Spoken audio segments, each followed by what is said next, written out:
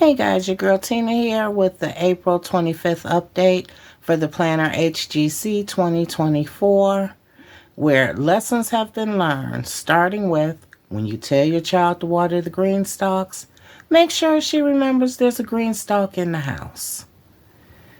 Everything's been watered. It is what it is. Some things have died back due to lack of water. Some things still have not germinated from lack of water. It is what it is. We're not giving up. I'll try to put some in the hydroponic systems as I get things emptied out to try and get some herbs growing a little quicker. Still waiting for it to warm up and have reliable nighttime temps above 45, 50 to try outside right now. We've had a couple freeze warnings this week, so this is not the time for that.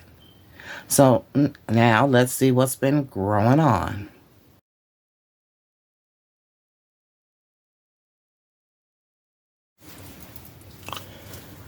Okay, right here we've got the Tulsi basil. Not sure if it's red or green because it's still so young. And I've never grown red before, so I don't know what it looks like. The wild lettuce is coming along. The rosemary died out from lack of water, so I have to reseed it. Only the one horehound still need to reseed it. It's a little something else back there, but not sure what it is. If that's a horehound, a rosemary, or what. Just the one marshmallow. It was reseeded. The new ones haven't germinated yet. The oregano, some has died out.